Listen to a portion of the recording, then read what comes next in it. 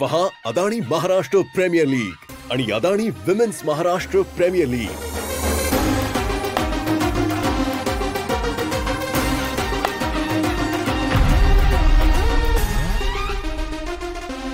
Live Jio Hotstar आणि Star Sports 2 हिंदीवर 4 ते 22 जून।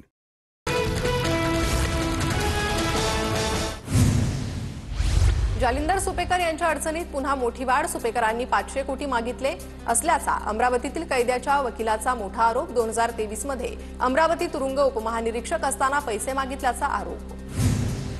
समृद्धी महामार्गाच्या शेवटच्या टप्प्याचं आज उद्घाटन होणार। मुख्यमंत्री आणि दोन्ही उपमुख्यमंत्र्यांच्या उपस्थितीत उद्घाटन।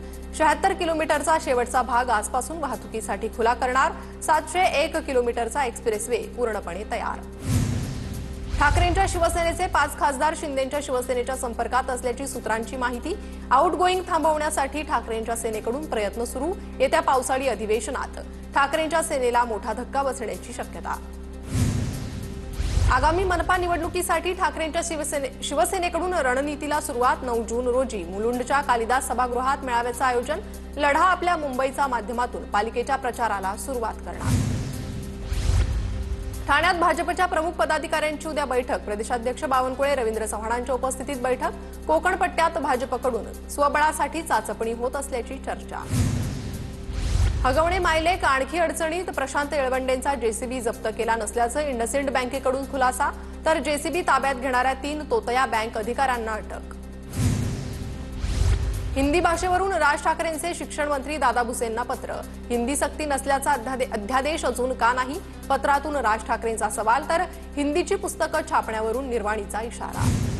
पक्षातून हकालपट्टी केल्यानंतर सुधाकर बडगुजर यांच्या समर्थकांकडून सिडको परिसरात बॅनरबाजी। भाऊ सांगतील ते धोरण आणि बांधतील ते तोरण अशा आशयाचे बॅनर। पक्षविरोधी वक्तव्य केल्यानं सुधाकर बडगुजर यांची ठाकरेंच्या शिवसेनेतून हकालपट्टी। ई कॅबिनेटसाठी सरकारची तयारी। सरकारकडून ॲपल आयपॅडसह ॲपल पेन्सिल आणि कव्हरचीही खरेदी। प्रत्येक मंत्र्यांना मिळणार आयपॅड। शिंदेंच्या मंत्र्यांच्या नाराजीच्या चर्चेवरून सामनातून टीका। फडणवीस सरकारमध्ये नाराजी नाट्याचा तमाशा सुरू। मंत्रिमंडळातील मिंधे मंडळ अजित पवारांवर नाराज। दादांनी नाड्या आवळल्यावर अनेकांचा जीव कासावीस असल्याचीही टीका। लाडक्या बहिणींच्या खात्यात मे महिन्याचा हप्ता जमा होण्यास सुरुवात। महिला आणि बालकल्याण मंत्री अदिती तटकरेंची माहिती। राज्यातील कोरोना बाधित रुग्णांच्या संख्येत वाढ। काल दिवसभरात 105 नव्या रुग्णांची नोंद। पुण्यात 33 तर मुंबईमध्ये 32 रुग्णांची नोंद। काल 3घांचा मृत्यू। तर 1 ते 4 जून दरम्यान राज्यात कोरोनाचे 5 बळी। ठाकरेंच्या शिवसेनेकडून 4 उपनेत्यांची निवड। गुलाबराव वाघ, सचिन घायाळ, दत्ता गायकवाड आणि सुरेंद्रनाथ मानेंना संधी। संघटनात्मक बांधणी। ठाकरेंची शिवसेना सक्रिय। सोलापुरात शरद पवार गटाचे आमदार राजू खरे यांच्याकडून उपमुख्यमंत्री एकनाथ शिंदे यांच्या स्वागताची जाहिरात। स्वामींच्या पावन नगरीत अनाथांचे नाथ एकनाथ शिंदे साहेब यांचं सहर्ष स्वागत असा बॅनरवर आशय। राजू खरेंच्या बॅनरमुळे राजकीय वर्तुळात भुवया उंचावल्या। भाजपची आज नाशिकमध्ये उत्तर महाराष्ट्र विभागीय परिषद होणार। विभागीय परिषदेला चंद्रशेखर बावनकुळे, रवींद्र चव्हाण उपस्थित राहणार। मनपा निवडणुकीच्या पार्श्वभूमीवर विभागीय परिषदेचं आयोजन। बुलढाण्यातील माजी आमदार दिलीप कुमार सानंदा यांची काँग्रेसला सोडचिठ्ठी। दिलीप कुमार सानंदा 12 जूनला राष्ट्रवादी अजित पवार गटात प्रवेश करणार। बुलढाणा जिल्ह्यातून काँग्रेस पक्षातील अनेक मोठ्या नेत्यांनी एक्झिट सुरूच। राज्यातील वनीकरणाची टक्केवारी वाढण्यासाठी हरित महाराष्ट्र समृद्ध महाराष्ट्र अभियानाची घोषणा।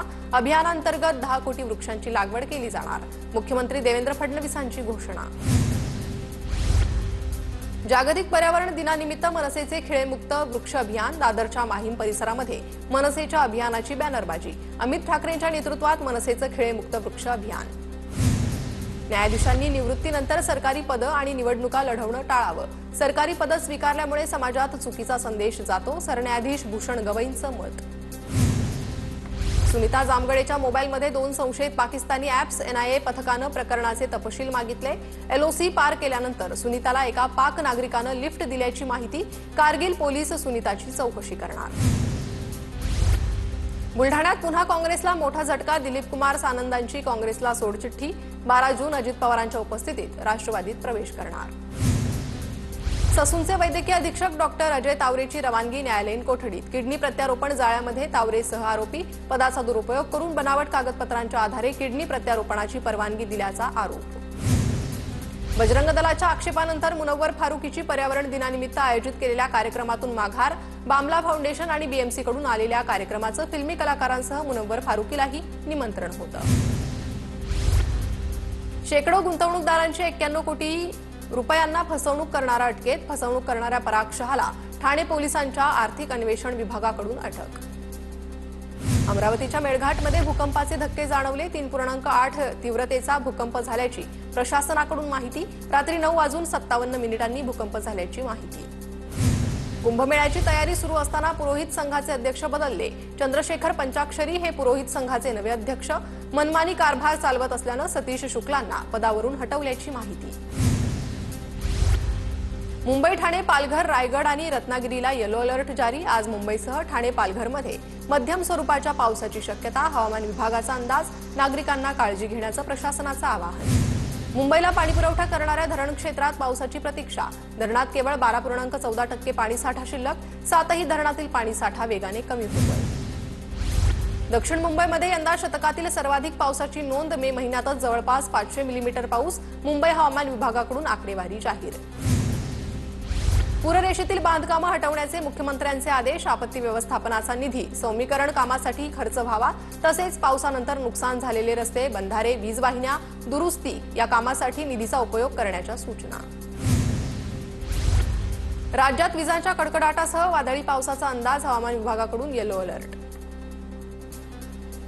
राज्यभरात मे महिन्यात झालेल्या पावसामुळे 64,000 हेक्टरवरील पिकांचं मोठं नुकसान. वळवाच्या पावसाचा अमरावती, बुलढाणा जिल्ह्याला सर्वाधिक फटका. नाशिकच्या येवल्यात पावसाच्या विश्रांतीनंतर मशागतीच्या कामांना वेग. खरीप हंगामातील पेरणीची शेतकऱ्यांकडून तयारी.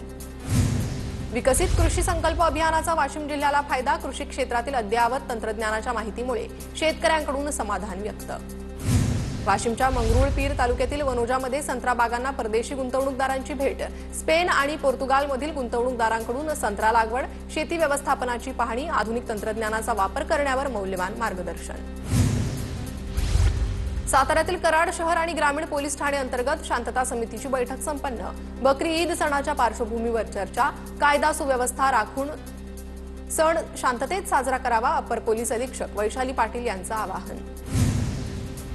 भंडाऱ्याच्या सालेबर्डी शिवारात दारूच्या हातभट्टीवर कारवाई. पोलिसांकडून 1,17,000चा मुद्देमाल जप्त. परभणीच्या पेठ बाबळगावच्या राजाचं पालखी सोहळ्यानिमित्त देहूकडे प्रस्थान. जगद्गुरू संत तुकाराम महाराज पालखी सोहळ्यात राजा नामक अश्वही सहभागी होणार. पश्चिम रेल्वेकडून प्लास्टिक विरोधी मोहीम हाती. प्लास्टिकच्या वाढत्या वापरामुळे होणारे दुष्परिणाम टाळून पर्यावरण संवर्धनाचं आवाहन. मुंबईतील एलिफंटा बेटावर लवकरच नवी जेट्टी उभारण्यात येणार. नवी जेट्टी उभारण्यासाठी 88 कोटी रुपयांचा खर्च करण्यात येणार.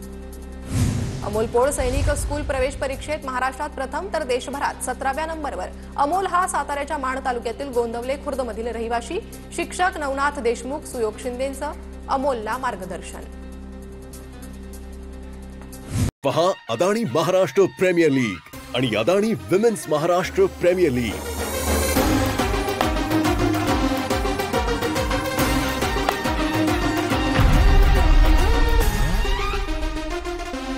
लाईव्ह जिओ हॉटस्टार आणि स्टार स्पोर्ट्स 2 हिंदीवर 4 ते 22 जून.